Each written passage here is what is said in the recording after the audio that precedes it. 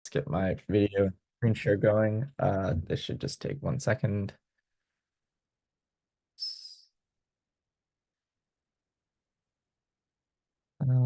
Let's see if we can get this working. Okay, this seems fine. This seems like it's working. So, hey everyone, I'm Wajeeh. I'm going to be taking this session with you guys.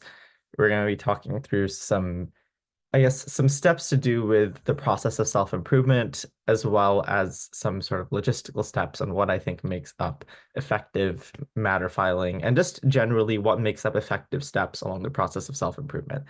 Some sort of housekeeping things to flag before we really get started. Firstly, obviously, all of these things are my opinions to some degree, but I will try and flag when some things are like just my opinion and when some things are more universal advice that I think is somewhat more applicable to everyone, even if it might not be something that immediately gels with you, which, like, take it as you wish, but may be worth knowing in advance. Secondly, feel free to put questions in the chat. I'll try to answer them as we go if they make sense. It might, like, if you put in a question now, it might make sense 3 slides down the line. So I might like put that off a little bit. But if like they don't seem to fit in anywhere, then we'll just answer them at the end. Third, obviously, no advice under the sun is possibly new, and this is no exception. In particular, like, I do want to give ample credit to other people online who have done and like pretty good job of delivering pedagogical advice for debate online. So people like Tim Squirrel, Martin Devaney, Jason Shao, Matt Hazel, who have some pretty great workshops, which you can also go and see if you want some further depth on this kind of stuff. The last thing is I can help to address some concerns on specific methods of improvement for something, like, I don't know, like with a motion type or with a skill. But to some degree, for time and scope that is beyond what we can cover today, you can contact me afterwards, feel free to.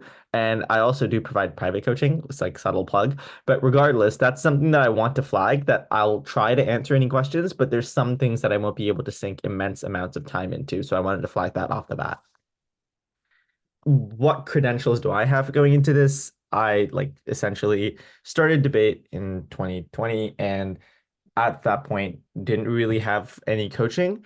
And I would say that through a mixture of some like online available advice on self-training, as well as the patience and kindness of many friends, was able to, I think, make progress at a rate that was, well, I think that basically during online debate, the sort of COVID online debate time, people tended to make progress a little bit faster. But I think that I was fortunate in the fact that I was able to sort of get out of the initial plateaus of starting debate quite quickly.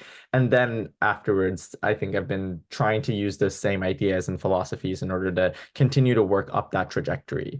And so that's what I'm trying to sort of codify and impart here in what we're going to go forward with right now.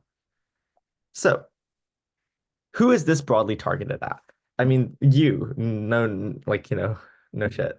But I guess really this is targeted at anyone in any stage in their debate career who's struggling to make progress forward or figure out exactly what to do. I think the thing with debate that we're going to talk about sort of implicitly quite a bit is debate is a weird thing because it is on some level subjective, in that there's not really always an objective answer for why you lose. Like, an old heuristic that I use sometimes with students who I coach is that you can give the best speech you've ever given and take a fourth, and you can give the worst speech you've ever given and also win. And the reason for that is because it's entirely dependent on the room you're in and the judge you have. So oftentimes results aren't a very useful gauge for how we're performing, and it can be very challenging to use that as a marker for improvement. That, I think, means a lot of the time people can get very lost as to what they need to do to make progress, and it can seem very sort of mystical and very difficult to figure it out. I would also say that some of the steps that we're going to talk about here are broadly targeted toward people who lack coaching, in that I would imagine that you're able to best deliver on them if you're doing this in absence of having a dedicated coach. Although I would imagine if you do have a coach, it's probably useful to as to how to make best use of a coach. And we'll talk about that a little bit down the line. All right. So I want to start by making some general observations about how it is that people tend to struggle with debate and how we can use that as a method to try and make steps forward. So Debate improvement, as has been pretty well sort of chronicled, all comes down to your plateaus, which is that every time there's somebody who is improving at debate, there tends to be a little bit of a graph. Like it was like this. You start to make progress, you get a lot better, you get a lot better, and then you stay the same for a while. You'll be getting the same speaks, you'll be doing similarly at tournaments. There'll be some chance factors to it, like sometimes you'll break, sometimes you won't, but you'll be around that same territory. Or if we're going to go a step before that, it'll be like sometimes you'll be in good rooms, sometimes you'll be in bad rooms, but like broadly speaking, your results at the end of the tournament tend to look relatively similar. Then you'll make another set of progress for like another like month, 2 months, which will be going really well. It'll feel like everything's really clicking. And then you'll hit another plateau. And then it'll seem as if the cycle is repeating itself. Those plateaus to some degree are inevitable. But what we want to do is to identify where they're happening, why they're happening, and to shorten them in length as much as we can, because then that will help us to be more consistently making linear progress. And that, I think, is the ideal for what we want to be able to achieve with debate improvement. But where it comes to actually just sort of where these struggles tend to happen, there's three big sets of them that I was thinking about a little bit earlier. Now, obviously, within these, I think that there's lots of individual cycles of improvement plateau, improvement plateau. I think that that tends to happen. But I think that these are sort of a broad picture that we can give in order to maybe understand how the average debate trajectory looks like. The first is the big plateau at the beginning, which is when you have just started debating. You might not be very familiar with the rules or things like that. And so many elements of debate are foreign and new. So that means that your skills are probably going to vary dramatically. Now, why is that? That's the case because you're surrounded by people of varying skill levels and you're surrounded by people with dramatically different problems. So what that tends to mean is basically as soon as while you're at this level, as soon as you basically like figure out the rules of debate basically and you figure out how to establish a somewhat consistent baseline, you tend to immediately rise above this group because there in this group there will be people who maybe will be able to beat you on like one or two motion areas, but if you're consistent then you'd be able to probably win out over a room like this on net more times than you would lose out. Then you make up to the sort of second level of this, which is this sort of middle plateau, which happens, which is where you might have gotten better with your consistency. You might be better at argument delivery. Maybe you've gotten really good at like a couple of motion areas. Like, let's say you hit like an economics motion or a narrative motion, you really pop off, but you might struggle still with being like really good at something. Like you don't have a specialty that is so strong that it would be able to win you like a bubble room at like an average tournament. Or you might have some kind of significant pitfall where it's like you might be really good at some things, but then you have like an error in you that could get you a fourth every now and again. It could be stuff like not having an eye on derivativeness. It could be, for example, just like getting lost amidst your speech and not being able to get through all of the content, that kind of thing. So I think that when you're in this sort of phase, then I think that you tend to be surrounded by people who are somewhat more consistent, but they also tend to be people who have a lower sort of current ceiling, where their best performances don't tend to be maybe as strong. And so here's where the fact that you have like here's where making improvements along firstly be able to actually just like really make meaningful improvements along each of your skills. For example, making sure that your argument generation is very strong, so you're never left without an extension, would really put you in good stead. Because then those teams, you can expect them to on top half cover off at least reasonable things. So that's where I think really getting to grips with not just being okay at all of the essential skills, but really getting to grips with and being excellent at those makes a big difference. The third one is when you start approaching the top. Essentially, what tends to happen is you'll have people who are better than everybody in the bottom and middle, and then worse than those at the top. Here's where like the tournament you're at tends to make the entire difference between whether or not you would, for instance, break at that tournament. So, yeah, I'll put that presentation up later. Yeah, like so that tends to basically make the entire difference between whether or not you would break, because it's like you are basically outmatched by everybody above you, but you are clearly better than everybody beneath you. That's sort of the vibe that happens there. And the other issue is that in those rooms now with people who are stronger, there's skill deficiencies that previously did not exist that now become exacerbated. So, for example, it might be previously that you were like just okay at argument efficiency, but now when you're in a room of people who are much more efficient than you, then it just means that you don't have enough matter that can stick. Maybe previously you had decent rebuttal, but now when there's speakers who are like stronger, they're going to build their arguments in such a way that they're immune to the style of rebuttal that you do.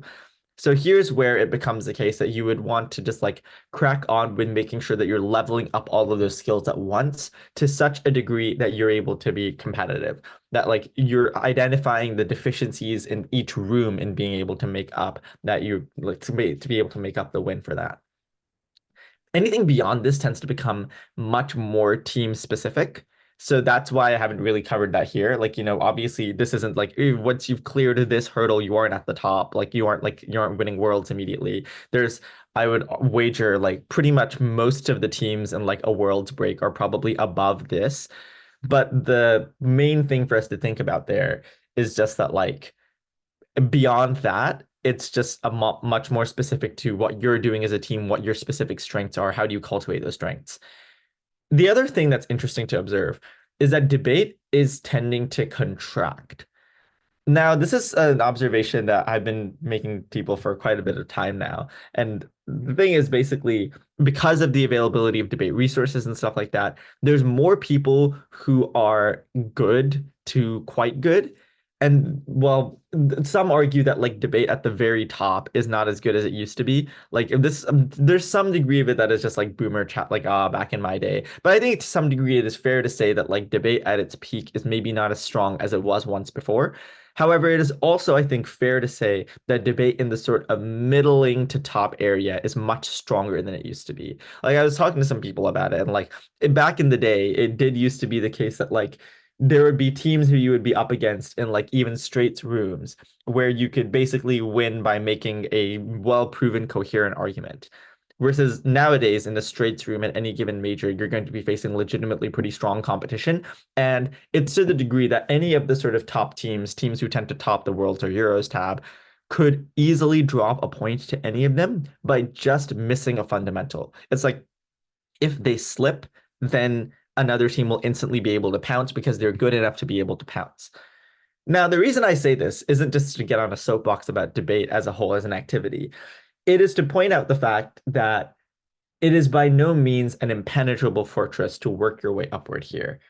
And the teams who you see who you think are excellent are by no means impenetrable. All of them can be beaten, all of them regularly are beaten. And that's something that I think is useful in order to take stock and sort of keep perspective over the process of improvement as you come along it. There's no insurmountable giants along your way.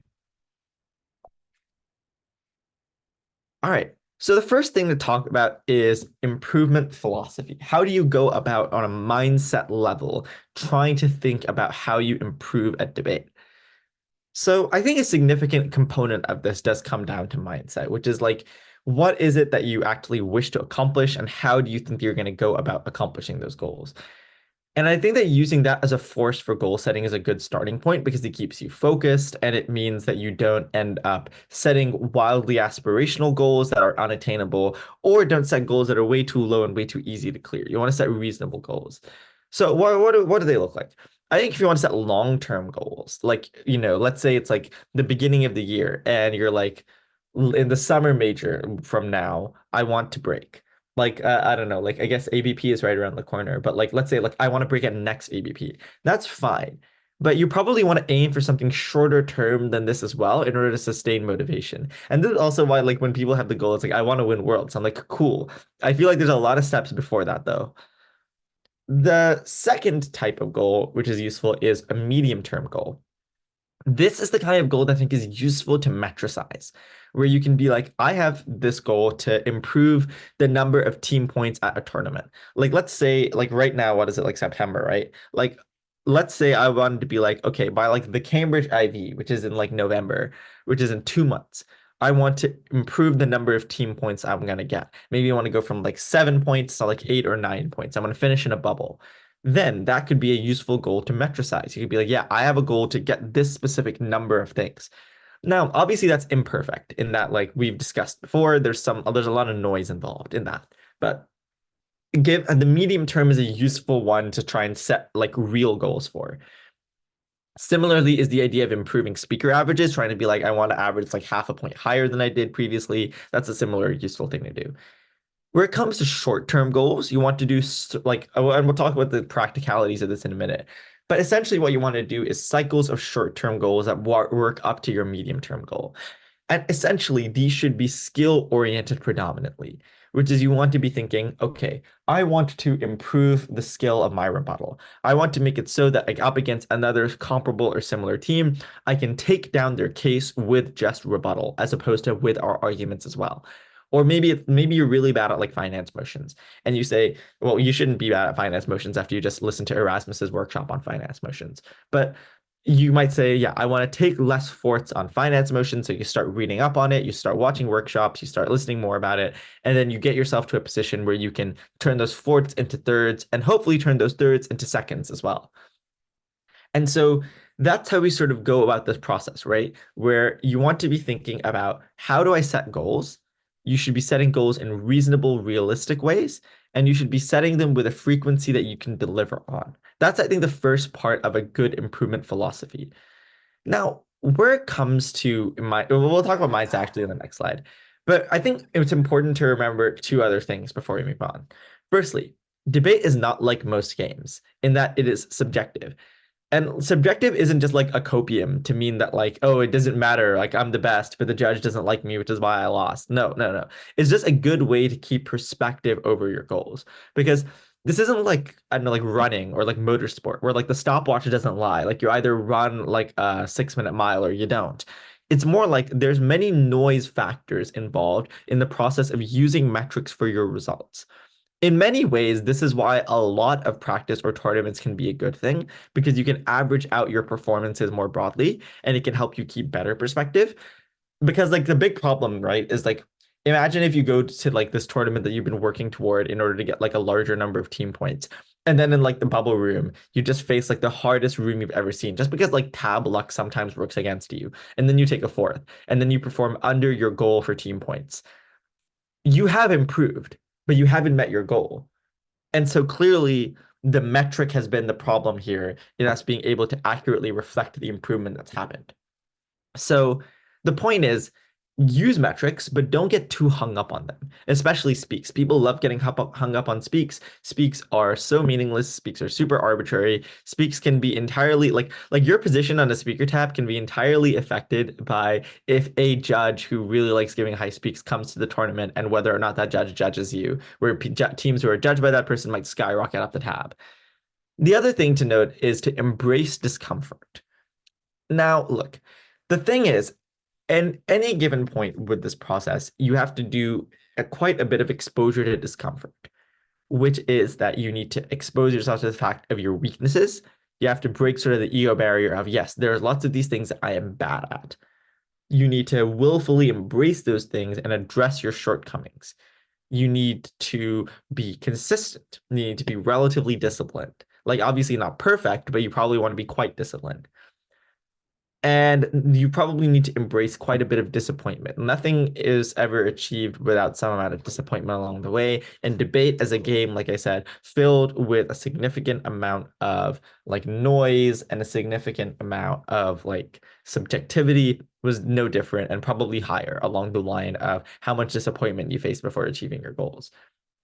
So I think you need to be ready and willing to embrace discomfort in order for this process to be one that's really rewarding. It can be very rewarding, and I think it is, but I think you need to be realistic about what that's going to entail and to not delude yourself into thinking it's going to be easy or that it's going to be different for you for any reason. It's like, it's only going to be as good for you as it is your willingness and your like sort of your willingness to embrace that discomfort and take it head on. The next thing for us to think about is what do we actually want out of debate? Because that's heavily going to determine your time commitment to this process. Like, and I actually think it's really important to be quite honest here. If you just want to be better so you enjoy tournaments more when you attend them with your friends, that probably requires quite a different level of commitment to if you want to break at a regional major. Both are totally okay. But it's just important to be honest with yourself about which one of these things you actually want so you can work toward that goal and not really sort of set yourself up for something that you're not really into. If you do want to break at a major, then this will probably require a significant time investment. Nothing worthwhile was ever easy or ever straightforward. It will probably take time and it will probably take some sacrifices. And that's something that you need to be ready to think about and ready to embrace. And also, I guess within this, prioritize and be honest about your time. Because like debate is a great hobby that teaches you a great many useful life skills, but it is not worth sacrificing your school, your results, your career, your personal relationships to any significant degree. So I think that that's an important thing to sort of keep some perspective on. So what do you want at a debate, right? Like, if you do want to get really good, you do need to invest that time. Next, you need to be willing to practice with a plan.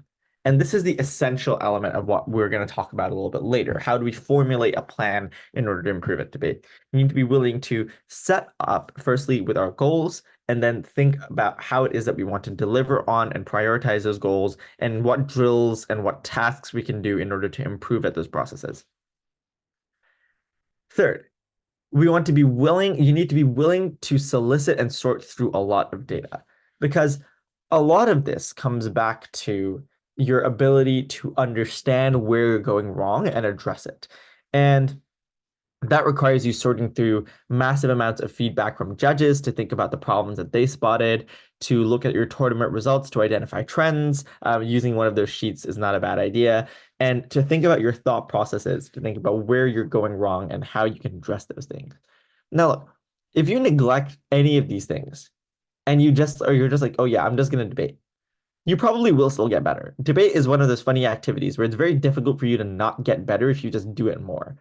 However, firstly, it will be far, far slower. It is a very inefficient way of improving because you're going to make those same realizations sort of implicitly and way further down the line. But secondly, you'll potentially develop bad habits that are more difficult to fix later. There's people who I know who have gotten to a pretty high level with really bad note taking, and that leads to them giving very messy and inefficient speeches, which again are more than good enough to beat a lot of teams in a lot of instances, but up against the very best ends up becoming a bit of a pitfall. And so if this person had realized that there was a problem with their note taking earlier, they would have found that easier to fix earlier on, where they hadn't spent like 2 years making that into a habit. Now, I think another thing to think about is let go of the meaning of certain things. And I know this sounds very esoteric, but like hang with me here. I think it's important to let go of the meaning of like how important it is to get a certain speaker average, or how important it is to compare yourself against your friends at tournaments. Because what a lot of what we're going to be doing in the process of improvement does involve taking momentary hits for long-term gains. And so if you sort of do the equivalent of ego lifting and you fixate too much on what your speaks are going to be at one tournament in the comparison battle as opposed to looking at the big picture, then that will probably not work well for you. Like that is probably going to inhibit you, and that's not something that you want to do to yourself. If you track speaks too closely, it can be a real problem, right? Because some rounds you're gonna pop off, which you're gonna be great on a certain motion type or something. Some judges are very, very generous with their speaks. Some judges will hate you, and that's okay. Because you will only make yourself more miserable by fixating too much on speaker points and using that as a metric that you try to use as determinative of your improvement and how good you are. So try not to fixate too much. That's one explicit habit that I would encourage you to not develop. And just as some reassurance, no one started great. Every single great debater started bad and like really bad. And so that's, I guess, a sort of useful thing to take away that if they can get there, then surely you can as well. Let's move into thinking about diagnosis and planning. How does one go about the process of identifying where they're going wrong and be able to address those things? The first thing is to engage in a Socratic questioning process with yourself, using your own thoughts and judge feedback as the springboard for that. Now, I know this sounds insanely high-minded and pretentious, but hang with me for a second. I think it's actually quite simple at its core, right? And it comes down to identifying and questioning why you're doing what you're doing and when and where are things going wrong when they do. Some of these sort of thought patterns are taken from cognitive behavioral therapy. They're very reflective. Like what cognitive behavioral therapy does very well is it teaches people to be very reflective of their own thought patterns. People don't tend to think a lot about how they think. People tend to just sort of be like, oh yeah, my thoughts popped up. But if you are a little bit attentive toward it, you can think about how your thought processes and patterns lead to you being where you are. And that's, I think, a really useful skill for the process of improving at debate as well. For instance, let's say you walk into a debate and you have a great case. You're really happy with this case. You think it's going to win. You deliver it and you sit down and you think it wins. You end up taking a third or you end up taking a fourth. Now, the easy option here is to just like blame the judge, get on the copium. It's like, oh, that judge is stupid. That judge doesn't get debate. That judge doesn't understand my smart argument. Like, just like full on copium. A more productive approach is to try and think about and identify where in the process did things go wrong. Was this a problem in construction? Was this the wrong case in hindsight? Was this a problem in delivery? Either in, did I give the argument I wanted to give, or did I give something else? Or did the judge understand what I said? Or did the judge misunderstand me in a way that I could have fixed? What are some ways to do this? Firstly, journaling. I actually think this is a really useful thing to maybe try at least once or twice. Get like a piece of paper or get like a notebook and chart and write out annotated notes on how you're thinking for an entire prep or an entire round. Like all of your like internal monologue, just write that down. Like write down at every stage how you feel about this is how this is going and how you feel like, like for example, in prep, you think this is going really good. In the middle of the debate, you hear another person's argument. You're like, oh no, this is going really bad. And you sit down after your speech and you feel like it's really good. Write all of those things down. And then you can look back at this later and you can use this as a method to try and see your thought processes and identify any problems with them. For example, there might be an instance where your ability to think of rebuttal is not very good on the fly. And that's because you realize you're not a very good listener. That's like a very common problem I notice amongst elementary rebuttal speakers. Now, that's something that if you were to just like sort of, if a judge came in and gave you a bunch of feedback and they were just like, oh, your rebuttal wasn't very good, that doesn't really help you improve at that. But instead, if you were to chart through your thought process and identify, oh, wait, yeah, like I was too busy panicking and I didn't really listen well to their arguments, or, oh, I feel like I really do struggle with simultaneously listening and writing, then that's something you can use in order to try and patch that skill deficiency. And so this is, I think, a useful thing to do. Try to use that to identify the source of the issue that you're facing. And here's where you need to really work with and engage with judge feedback on a very deep level, which is, and I think it's important to get feedback from every judge. Like, even bad judges can give you some of the best feedback you've ever heard. A lot of feedback, a lot of judge feedback, or a lot of OAs will just focus on the end result. For example, like, it might be in an OA, it's just like, oh yeah, this case, it didn't have an impact, and so therefore it couldn't beat these other cases which didn't have an impact. And you go to the judge afterwards, and they're like, here's some potential impacts you could have had. But the issue here is that it's focusing on the end result. It's not focusing on the processes that led you to that end result. And like that doesn't mean it isn't useful. As we're going to discuss, it still can be very useful. But the issue is that judges often they don't know you or you're debating well enough to really help you diagnose where the problem is. And so that can, I think, be really that barrier that you come up against in trying to use judge feedback. And this is a way that we can try to use judge feedback in a much more useful way. You think about, where is the source of the problem that this judge has just identified with me when I look back over my feedback? Judge has pointed out that my cases aren't comparative. Why are my cases not comparative? I would suggest it's something wrong with your prep time. Why are judges not getting what I'm saying and understanding me? It's probably an issue with your style. So those are some things that I think can be very useful in order to try and attribute and work within that process to understand where your flaws are and really understand the root of those flaws, because that is where you will find the thing that you want to work on, as opposed to just like going off of judge feedback and being like, the judge said I had bad impact, I'm going to get better at impacting. That doesn't actually address the problem that you have. Other useful ways to try and shortcut the same process are to get a friend or a good judge or a coach or someone who you're familiar with, maybe like the senior at your debate society, to judge or observe you multiple times, or maybe like to watch your preps, to try and find common issues or to try and find threads of problems, like things that could potentially become problems in the future because they aren't very useful. Like maybe you and your partner don't communicate enough in prep. Maybe you communicate too much in prep and the PM speech ends up being underbaked because you didn't give the first speaker enough time to write. So having not an objective pair of eyes, but like an external pair of eyes on the situation can also really help you with that, I think.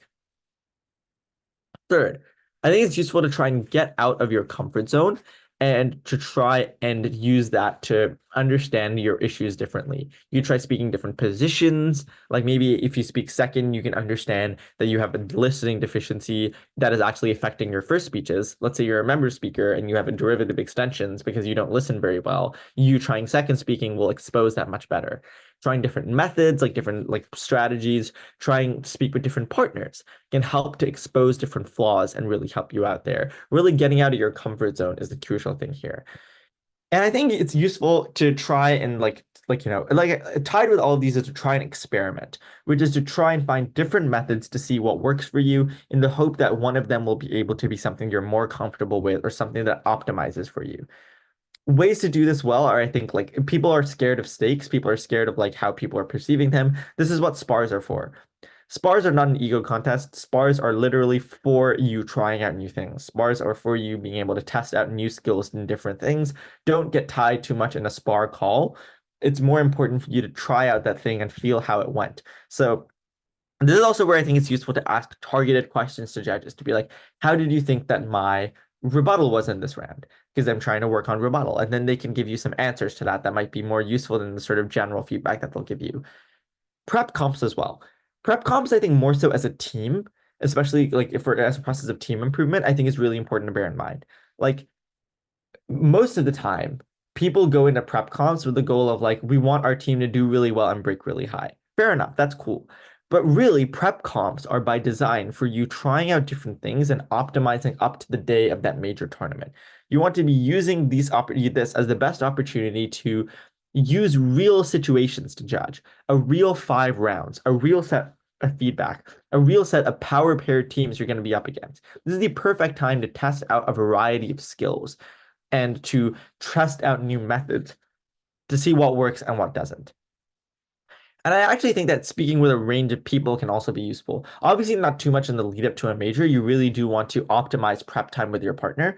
But I think you probably do want to speak with a range of people, ideally people with robust baselines. Like, for example, like when I want to practice second speaking, I might speak with my friend Matt because his first speeches are robust enough that I know that I will be the difference maker. If I do the right thing, then that might will make a positive difference. If I do the wrong thing, then it's going to make a negative difference. And so speaking with different people, especially people with robust baselines, can also be a useful way to try and chart improvements and to try and identify flaws. Like I mentioned a little bit earlier, remember that most new methods are going to carry an initial dip with them.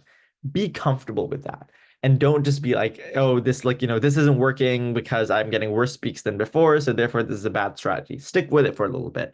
Maybe it won't work, but you got to try in order for you to find out, right? Like that's the sort of crucial thesis of what we're discussing so far. Here's some sort of common issues that I wanted to flag up because I think that these are quite commonly present and I think it's useful to address them. The first one really is just not knowing yourself very well. Here's where I think what we've discussed so far has been basically trying to address people who debate without an awareness of why they're doing what they're doing. They just kind of do it because it feels natural. Not necessarily a bad thing, but very useful to be able to unpack that a little bit. The more you know yourself, the more you know your habits, the way that you think, the easier it's going to be for you to address or patch any issues and for you to be able to move forward from those. Second big issue I've seen is people being defeatist. It's impossible to get that good. It's impossible to make progress. It's not worth us trying.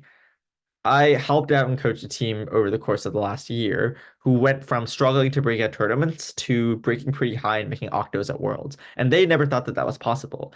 But really, the only defeatist thing is your mindset because like all of these goals are fully attainable. There's many people who regularly go to tournaments and do well in spite of them not being super long experience, having like a super long track of experience behind them. And every single team is beatable.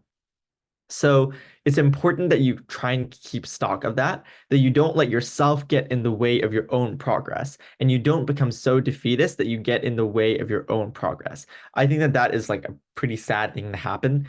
I think everybody is capable of making significant progress in debate. And so I would not step back and think and resign yourself to thinking that it's inevitable. Instead, I think it would be very useful for you to continue to motivate yourself and think that that is a possible thing and aim for that outcome because it is something that is, at least to some degree, something that is achievable. Ironically, so a very big group of people who I coach, like sort of in my private coaching work, is kids in Canada who are aiming to make Team Canada for WSDC.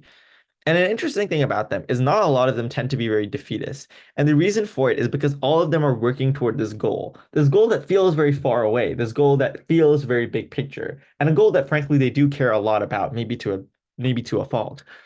But they don't tend to get defeatist because they're like, oh yeah, I will improve this by the time I'm going to go to Team Canada trials. And I think that's an interesting thing for us to be able to maybe take some lessons from as well, in that if we keep sight of the big picture and continue to motivate ourselves, then I think getting in the way of ourselves is something that we can get around. And I think this also is like, even on a smaller scale, can matter. Like, I know of people who like they will see a draw and they'll see like, oh, I'm up against like Oxford A and Cambridge A, and they'll be like really scared. But really, they're teams who are just like you. And something interesting that I think Tim Pulic once said was that like they actually have more to lose than you because if they lose to like, I don't know, like a random team, then that will look really bad for them. So they're probably more worried than you are.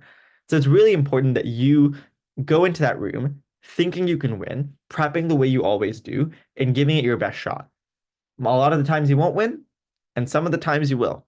And sometime down that line, the sort of the seesaw of the times you do versus don't win will start tilting. And that's really what you want to aim for. The third thing is inconsistency, which is a lot of people tend to perform badly just because they don't have a consistent baseline. And this is where it comes to establishing processes is really important. You want to have a consistent way in which you approach prep, in which you talk to your partner. You want to have certain rules in prep. Like, for example, oh, like after minute 8 or 9 on top half, I'm going to start writing, or like for the PM speech, things like that. Or like making sure that you have enough knowledge, like either enough knowledge on sort of a broad range of things, or that you're using the same first principles methods all the time to try and inquire when you don't maybe know everything about a topic. Now, why does that matter so much? Because a lot of teams who are pretty good tend to underperform because they're so inconsistent that they will just like take a couple of random forts. And you only really need a couple of forts to destroy your trajectory at a tournament. Like in a 5 round tournament, taking 2 forts pretty much kills you. So that's why I think it's really important to try and get some consistency going, to try and remove the flaws that are leading to your lowest sort of like your lowest performances and to patch those flaws first. That's the first thing. The second thing is to try and also inculcate a consistent mindset, always having the same prep sheet, always having the same prep procedures, and to not panic. A lot of inconsistency results from panic. And so making sure that you null that and you make sure that you have trust in your processes, that you're always going to deliver on those, I think really does help make sure that you're going to consistently perform. And similarly, I think also be willing to take seconds. A lot of people like sort of put themselves in terrible positions and bad positions and take forts because they try to win rounds where you probably it would take disproportionate effort to win as opposed to taking a second. Take the larger number of points, take the second, it's probably a good idea. The last thing is pride, right? I think mostly this comes along the line of not letting go of things that are serving you well because you are happy about the performances that they give you, even though they might be holding you back. Like it might be serving you well within that sort of bubble of people you're around or bubble of things that you're doing for you to do a certain thing that is helping you out. Like I'm sure maybe like spamming facts in finance rounds is winning you rounds against teams who know very little about finance, but that doesn't mean it's a good method. And you need to be willing to let go of things that might be serving you well right now in the interest of your future. So I think that that's something to be sure of and to make sure that you're keeping stock of in the element of pride is something you want to let go of here. Similarly, with pride is people who don't ask bad judges or like inexperienced judges for feedback. I think inexperienced judges can give some of the best feedback because they are less sort of debate pilled than everyone. And so they can give you a lot of raw insight that is very useful on your ability to be sort of persuasive at its core. All right, let's move on to thinking about how do we go about the process of improvement and how do we sort of address those things. Um, Yeah, like we're still sort of thinking about the diagnosis process and how exactly it is that we make and establish an effective diagnosis. For people in the first stage, for people who which we were discussing earlier, of like, the three big plateaus that we tend to face, it's probably just about learning the basics and establishing a consistent baseline. A lot of the reason why, like, like many people I know who didn't do schools debate, who are very smart, will still struggle with the procedural elements of the game. And this is why learning them is really important. It's like argument delivery and burdens of proof and making sure that you're always identifying and hitting those burdens of proof, the nuances of certain motion types. What are the arguments that you can't make on a regrets motion? What are the arguments you need to make on a regrets motion? Derivativeness and the weird rules of closing. Like a lot of schools debaters who might know less than they do about the world will do better than them just because those schools debaters have those baselines drilled into them through years of coaching. And so learning those basics and establishing a baseline of these are the patterns we need to do, this is how we structure an argument, this is how we structure our prep time, will already put you in a really strong position and they'll put you in a place where you're probably going to do pretty well. So that's, I think, the stage one plateau breaking thing. It's learning the basics and establishing that baseline. For people in stage two, I think it's probably about optimization because before at stage one, you probably arbitrarily picked a method and made it work. Maybe there's a certain prep strategy you saw in some workshop. Maybe there was something that one of your seniors told you and you just arbitrarily picked it and made it work. And that's fine. But the issue is that that's not what's necessarily best for you. And now it's time to identify what works best for you and use that identification to make more substantial gains. Because the difference between a prep strategy that generates you like one decent extension versus a prep strategy that generates you 3 or 4 potential extension ideas is the difference between probably winning and losing a bubble room on closing. For people in stage three, I think it's about two things. Firstly, is to identify the root of your inefficiencies, which is, again, when you step up another level, you have new problems and new flaws identified because things that were previously just okay are now being exploited by teams who are better than you. Finding the root of those things, the reason why you make those things, like why you do those things. Like, I don't know, like maybe maybe you're a very inefficient speaker. You don't get through a lot of matter. And the reason is because you tend to take way too messy notes. We've used the example before. That's one where fixing your note taking will help you to address that inefficiency. But also to some degree, it's just getting to work, which is like to some degree, it doesn't like a lot of people on stage three struggle with the fact that like it's kind of like, where do I start? I'm good at everything / I'm bad at everything. And because of the fact that now you're up against a group of people who will exploit your weaknesses much more. So to some degree, it doesn't matter where you start patching as long as you do it. Because being okay at everything also means you need to get better at everything. Improvement is a perpetual game of whack-a-mole, and you just need to find a mole to start with. We'll probably come back to that slide, but yeah, the third part and parcel of this is just the delivery. How do we actually do this process of improvement? How do we actually work at this? The first thing is to make a realistic plan. We've used all those steps before to identify what our crucial flaws are, and now we list them out and we think about how can we address those things. We think to ourselves, what are the flaws that I would like, how can I get better at rebuttal? How can I get better at listening? To do this, I think that you can, there's a bunch of ways that you can actually try to do this. Like, there's a lot of drills that are recommended on serious posting. A lot of workshops recommend these kinds of drills. So there's a lot of ways to find them. And we'll talk about that a little bit more later. One thing I want to note about making a plan of improvement is to make sure that you don't do too much. Firstly, because burnout. Like, you don't want to be putting yourself in a position where you just burn yourself out. You spend too much time and then you're just like tired and you struggle because you really don't care anymore and you actually perform worse and you plateau at improvement because you're too exhausted. Don't burn yourself out. But also, another thing I'll say, and this is a bit soapboxy, so hang with me. Ultimately, doing well at debate does rely on making persuasive arguments which are grounded in the real world. So many people, like for example, have asked me, how do you improve at debating relationship motions or motions about some kinds of narratives? And while there is some like stock analysis that I could convey and like stock debate types I can talk through, part of the answer is like go live, like go get your heart broken or support your friends through their breakups or read books and watch some movies or interact with your course, which teaches you about politics. To some degree, a lot of this stuff is about being alive and living in the real world. That will also help you be a better debater. So don't do too much. And like I think that's an improvement thing to sort of that's an important thing to keep perspective of as well. So next, let's talk about like what it means to find those practice drills that help you address your deficiency.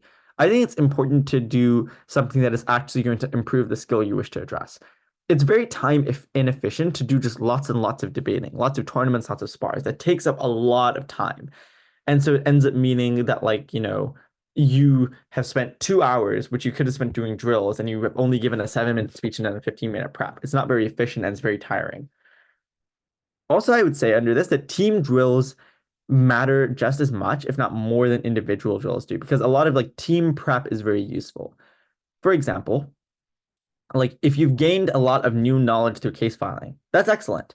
But now you need the heuristics to communicate that efficiently to a teammate in prep time, as opposed to you just regurgitating a lecture that you heard in prep time and all of a sudden running out of prep. So you want to find practice methods that help to address your deficiencies and to do that as a team as well as individually. Like I said, you can find a lot on series posting, a lot in groups. You can ask me for some help on identifying some drills afterwards, but I won't have a ton of time to be able to cover like everything, of course. I think it's also important to make sure that you're doing variation, essentially, because you want to try out skills in a variety of situations in order to make sure that you aren't losing perspective on a potential flaw area. So in rooms of different skill levels, trying different positions, like you might have different issues in opening versus closing. You might have different motion types in which you struggle more. Like, maybe you're really great at rebuttal on hard motions where you can use a lot of facts, but you struggle more on soft motions to take apart incentive analysis. So that's why variation is essential to the prospect of delivery. So when you're making such a plan, make sure that you're varying the types of drills that you do and varying the situations that you put yourself in for spars and stuff like that. And I think it's important to make sure that that variation is something that's sort of endemic to the way that you prep. Because if you don't, then these things can like actually start to crowd each other out a little bit and get in each other's way. Like if you're constantly just case prepping, if you're constantly just like breaking down motions, then that could sacrifice on your delivery skills. Debate is ultimately an act of persuasion. It's almost like theater.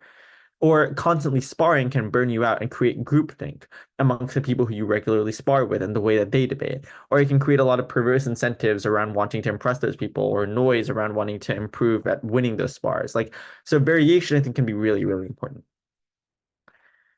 The last thing is to regularly take stock of where you are with your goals and to create new ones.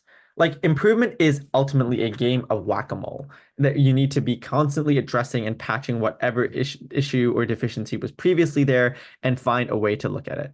So like after you've hit a medium-term goal, like a tournament, ask yourself, like, how did it go? What is and isn't working about this method? Are certain drills not working?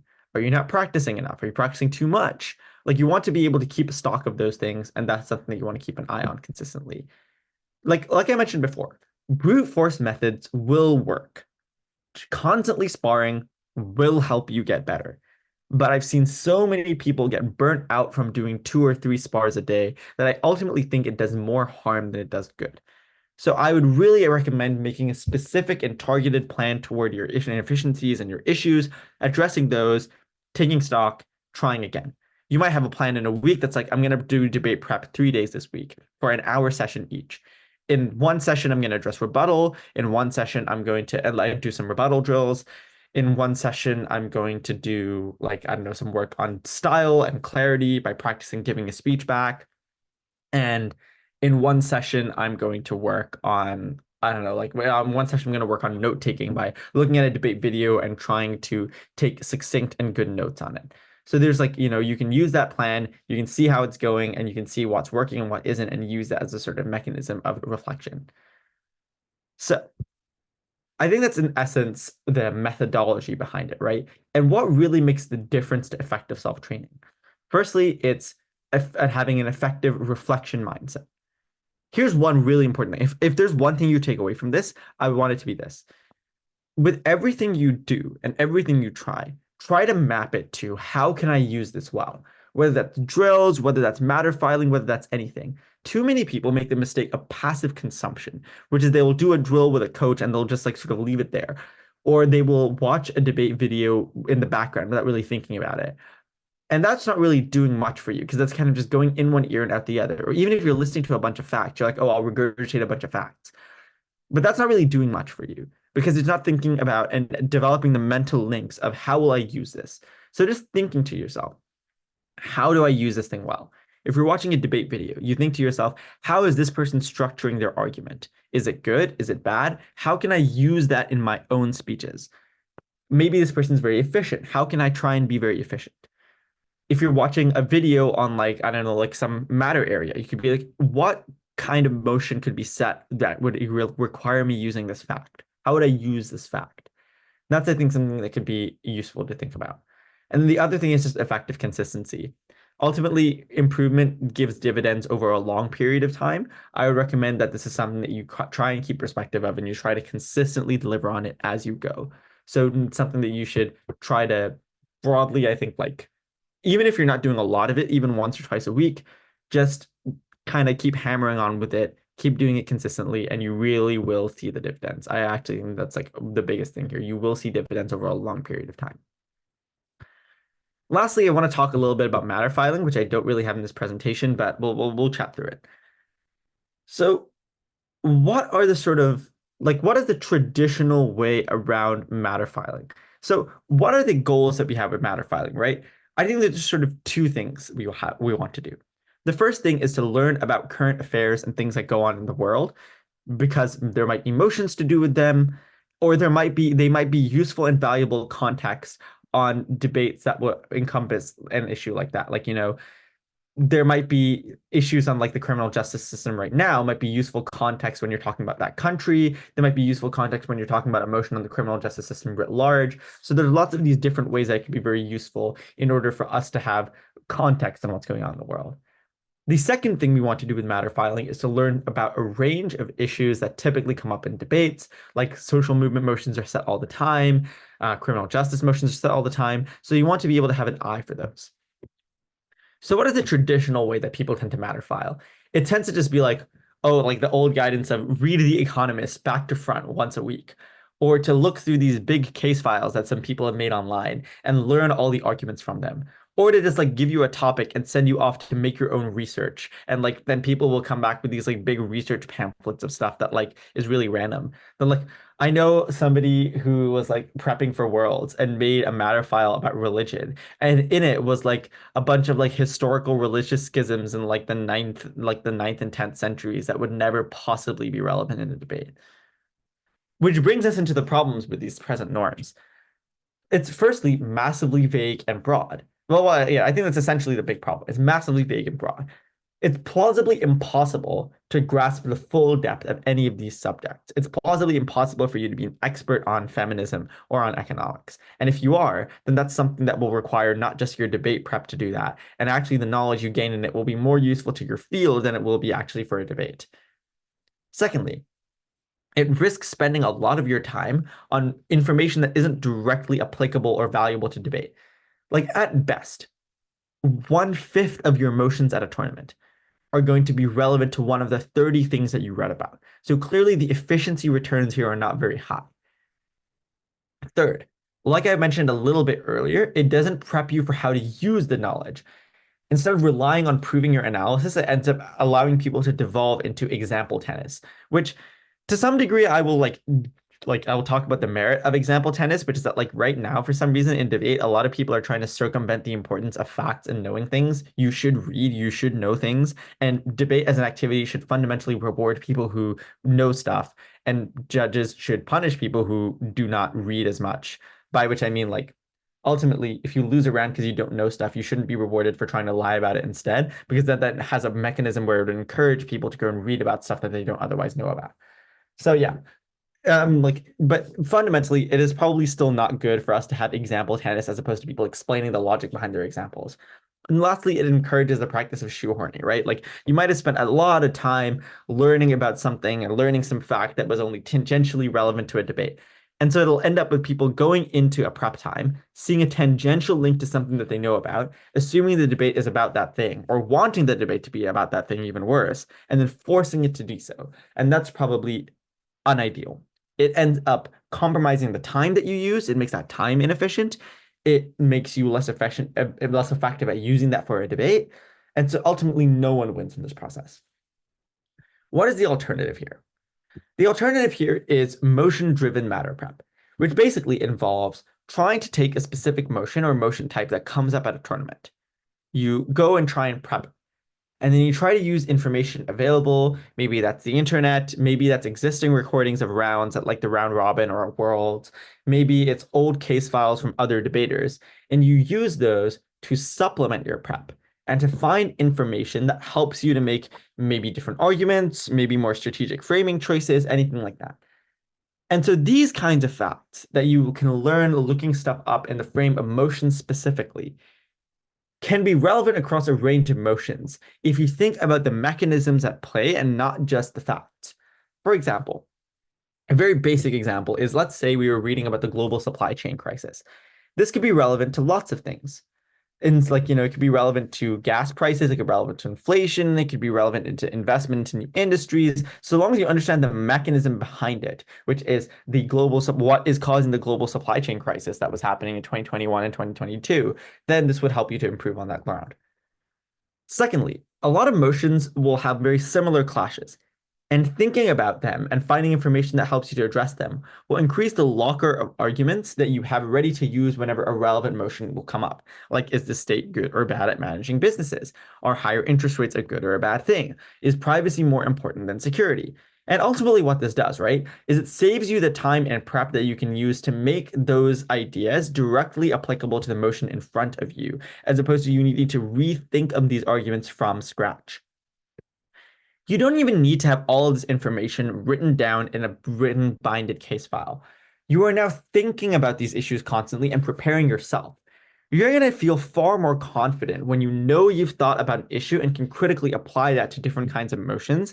And so therefore you will always be able to be relevant to the round, which means that you basically avoid copying and pasting arguments between rounds and rounds, so to speak. What does implementing this look like? I think there's two steps to it.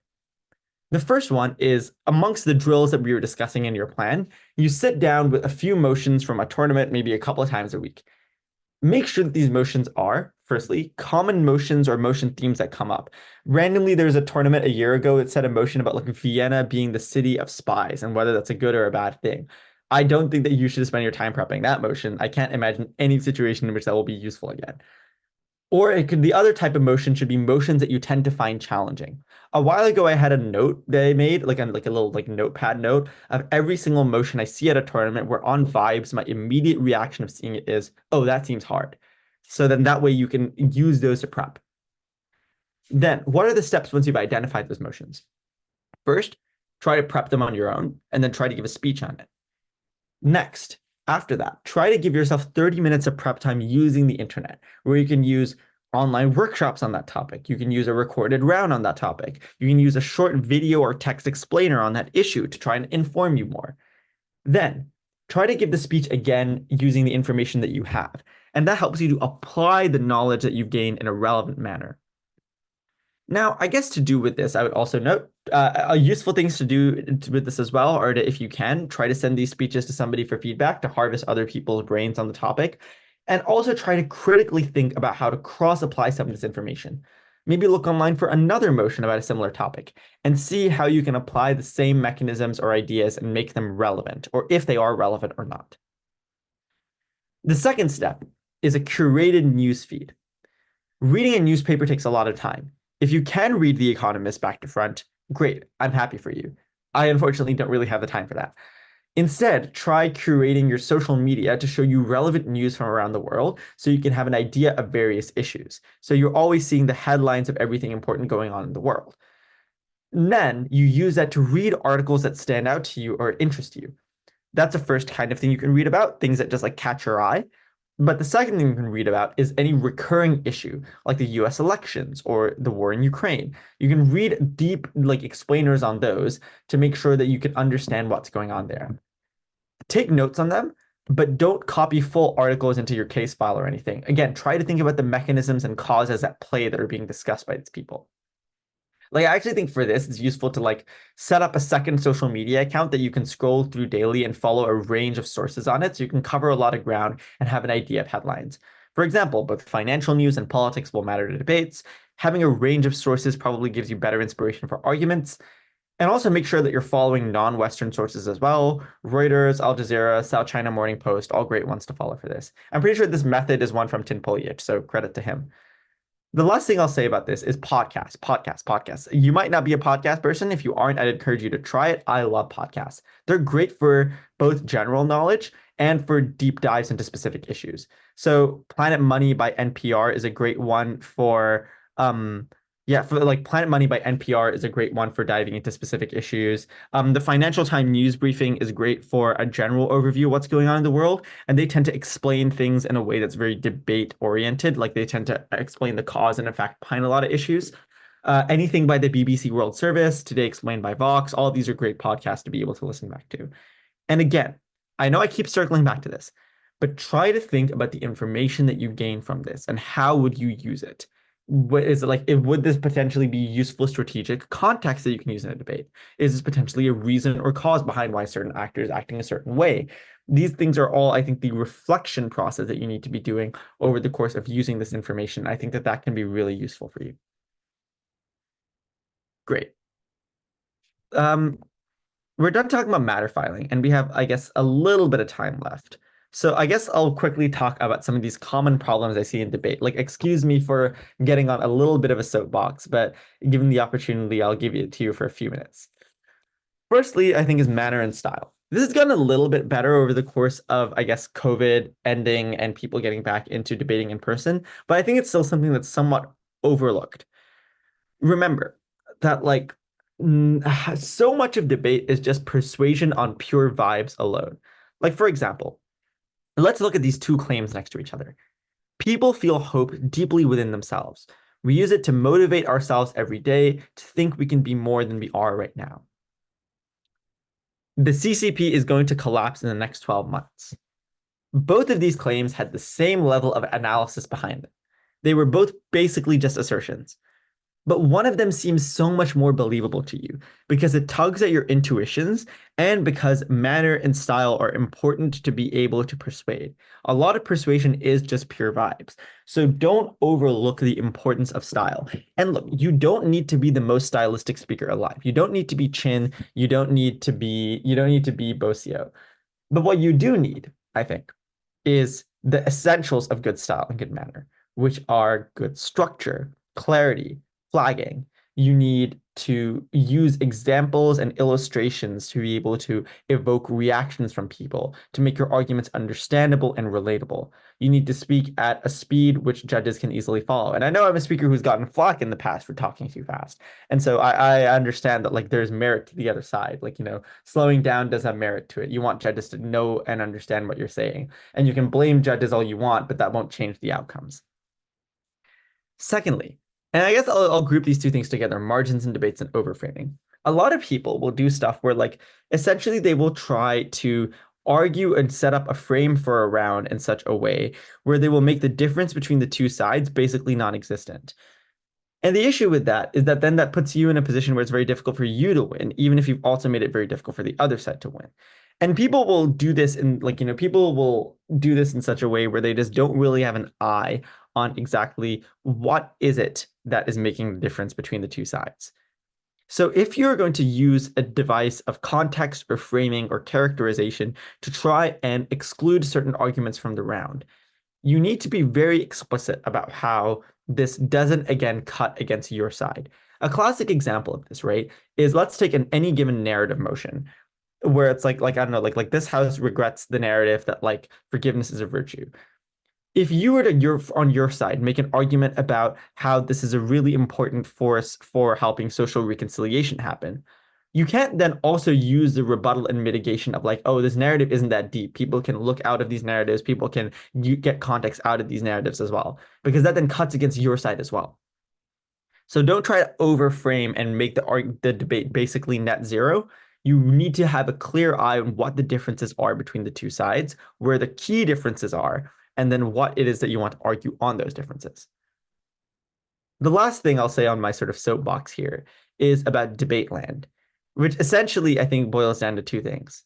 Firstly, people making unrealistic arguments that could only happen within the debate or would only be credited within a debate because they're so wildly unintuitive. The other thing I think is just people trying to squirrel out of debating effectively and of using the truth by trying to make these weird meta claims about the ordinary intelligent voter. Now look, ultimately, I don't think it is persuasive for anybody involved for you to be like, oh, this for you to rebut a team by being like, this fact they say, I'm not sure the average informed voter knows this fact that a team said, so therefore you should discount this fact. That is bad debating. That's intellectually dishonest debating, I think, in my opinion. I think it's important that we try to keep debate in sort of like debate is better for everybody involved when debate operates around truth. Because you never want to be the person who is debating on a topic area that's very important to somebody and you go in there and lie. And you're like, the average informed voter doesn't know that I'm lying. Or you try to call another team out who is telling the truth because you don't know by being like, oh, the average informed voter doesn't know this. I don't think it's very effective debating. I think it's intellectually not honest. I think also it gets in the way of being able to reward what is good about debate, which is making effective, persuasive arguments. And I guess the last thing I'll say to do with this is that like people misunderstand the standard of the ordinary intelligent voter a little bit. Because like the way it's set out in like the world's manual essentially would dictate that an ordinary intelligent voter is somebody who's reading like a broadsheet newspaper cover to cover daily, which, as we established earlier, is not even a standard that I would set for effective matter filing.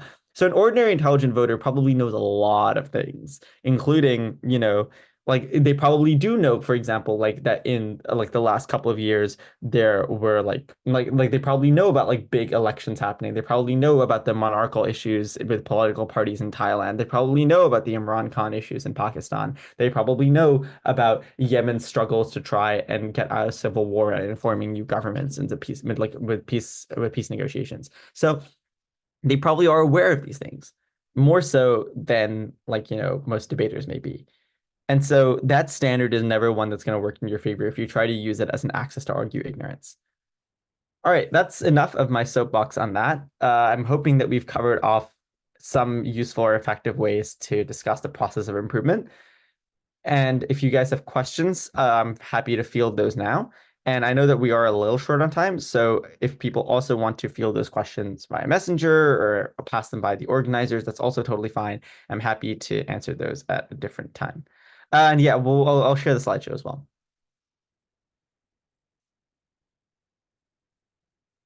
Yeah, sure, go for it. When you were saying, am I audible?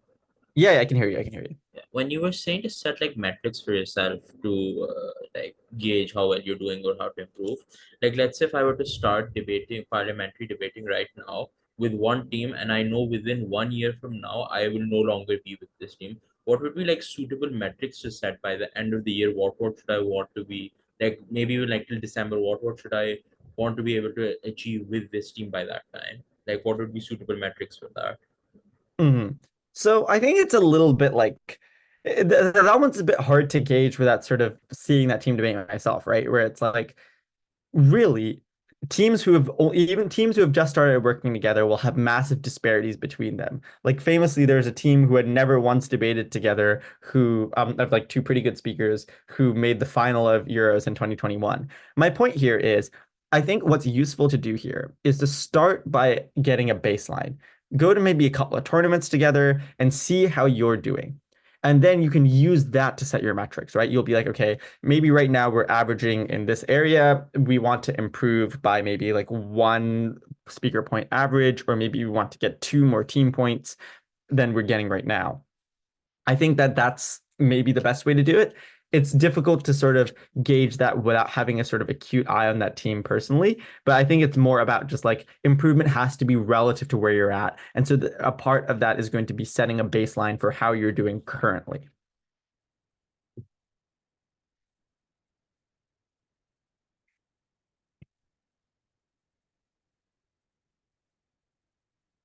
Any other questions?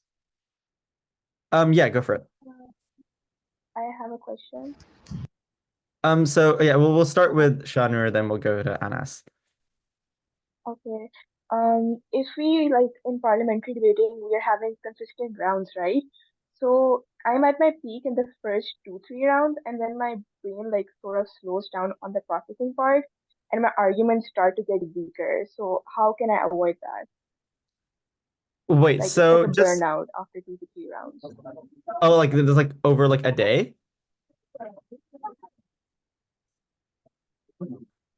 Wait, so wait, do you just mean like over like one day of debate?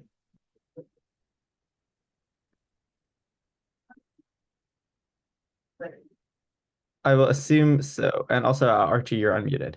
So, so I guess like the main thing that comes to mind, right, is that like a lot of going to tournaments is about self-preservation because, like you said, debate is very tiring, and so making sure that you're not like burning yourself out can be really okay. Wait, I think we may have lost. Well, this is being recorded, so I can answer the question anyway, right? But yeah, so like I think making sure that you are taking care of yourself very well is very important, and that you're trying not to burn yourself out too much between rounds. So what does that constitute, right? So not burning yourself out too much between rounds, I think is like, firstly, probably limiting the amount of debate talk out of rounds. It's very tempting to go up to like 10 different people and be like, what case did you run? How was your round? And that can be really exhausting. So I would say maybe segment yourself from that a little bit. You can talk to your friend, like you obviously can still talk to your friends, but like do what helps you relax the most. People never eat enough or drink enough water during tournaments. Make sure you're doing that. Pack snacks. That's a great idea. I think just like generally having a good idea of your energy level and conserving it is important. So whether that's like, just like going off and going on a walk or listening to music between rounds, that can be useful for people. Whether that's like just sitting somewhere quietly, maybe you get your energy from social interaction. You go talk to a bunch of your friends. Like, I think essentially what it comes down to is acknowledging that your energy is a finite resource and conserving it over the course of a day. That like you don't like go and do a bunch of really exhausting stuff to yourself over the course of between the rounds because you know that you're going to need that energy over the course of the day. And like the things that come to mind that really do burn you out, in my opinion at least, are this like talking to a bunch of people about their rounds and reliving those rounds afterwards.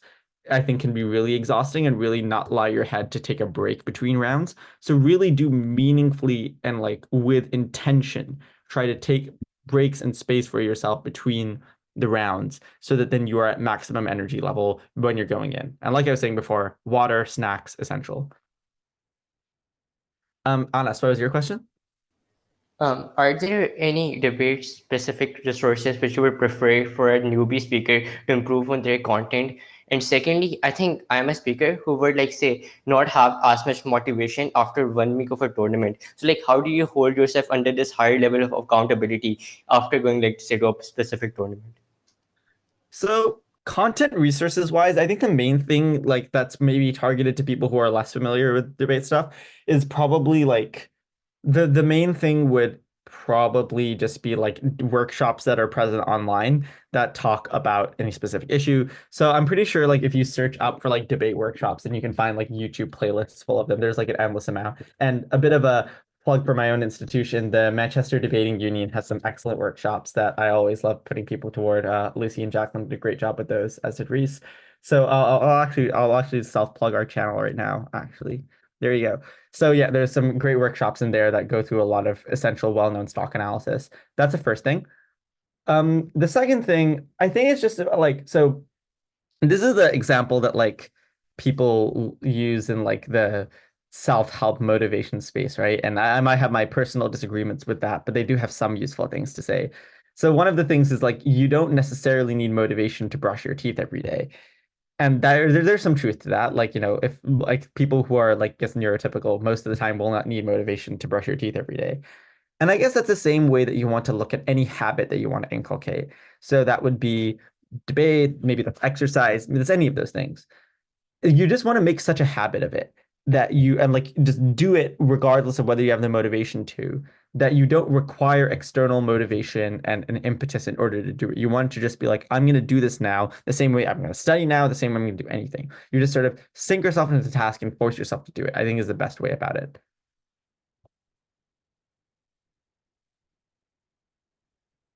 Any other questions? Yeah, sure, go I for had a it. question. Wait, sure. I'll go to Devanshi first because I think Omar, you asked a question earlier as well, and then we'll come back to you, Omar. Yeah, go for it. Yes, so when you're at high stake room, you essentially have this mental block where you can't think of extensions or good arguments on spot. How do we get over that performance anxiety and active stress that we face during rounds? Um, so I think there's a few things, right? Like essentially the answer to this is exposure, which is it gets easier the more you do it. But if we want to sort of speed up that exposure process, there's two things that come to mind. The first thing is a useful drill to, it's also just generally a useful drill to try and come up with extensions, which is for you to go and find like a good quality round online, like a good quality round, like something maybe from the HWS round robin, maybe something else, and you use those to try and like basically listen to that debate and try to come up with extensions as you listen. The goal here is twofold, right? The first thing is to try and get over that mental block through exposure. You're hearing good arguments around you, you're hearing well-made arguments from good speakers, and you're still forcing yourself to think through that. Exposure will help. And so you force yourself to have this digital exposure in a sort of fake way. The other way you can do this is, I think, trying to spar against better and better speakers. This also would, I think, would be able to give you some help in this process. So I think that can be something that's useful as well. But like I understand that one is a bit more difficult because you require you require finding people essentially who would be available, and you require them to like be able to coordinate a spar, which is why I advise the first method as well. Like it can help you to simulate that situation in a way that's lower stakes. And once you're more used to that, then like that won't immediately map perfectly, to be honest. Like you will still find it a bit challenging, but it will speed up that process of you becoming more comfortable with it. Okay, thank you. No worries. Omar, you had another question? Yes. Hello. Can you hear me? Yeah, I can hear you. All right. A slight problem like within our team we're having is that we all come from a background of either like MUNs or declamations where speeches don't really go past 2 to 3 minutes. And we generally don't really write speeches in those cases. We have a set of points we know we need to get across in 2 to 3 minutes, and we can do that immediately. But when you come to parliamentary debating, all of a sudden you need 8 minutes of content, and we really struggle to write an 8 minute speech because we're used to just going off of points in our heads and then just making a 2 to 3 minute speech. So we're really struggling to go to like the higher lengths in speaking and like writing those speeches and explaining our points in that much detail. This is a good one to fly up. I think essentially you need to kind of go back to the basics, right? Which is if we go and look at a bunch of the resources that go sort of the elementary teaching of debate, those will probably help you out the most here. And you'll be able to speed run through some of those things because those things also are probably trying to teach people who are less experienced. So what do I mean here? When you go through the elementary steps of building out an argument, when you've thought like, you know, once you've thought of a range of arguments in prep and you make sure that you're hitting those steps on every single thing that you say, then by its nature, it will almost always take extra time and it will probably help to fill more time for you. that's the first big thing. Like, just try to use those elementary resources a bit. Make sure that you're hitting the parliamentary debate familiar methods of argument structure. You're using those familiar methods for like argument methodology, for things like impacting, and you're filling in each of those steps as well if you're not making up that time, which is the second thing. You pad the steps. You maybe like this is maybe the time that is useful for you to do more mechanisms. Maybe it's useful for you to do additional impacting, that kind of thing. This is where I think using those is a little bit more useful because you can help to use that as sort of a confidence booster to get yourself to that 7-minute or 8-minute mark. That's essentially what I recommend. It's a little bit challenging, but I think it's very doable. All right, it's been a pleasure. Thank you guys so much for giving me an audience, and all the best for this tournament and also for ABP coming up soon.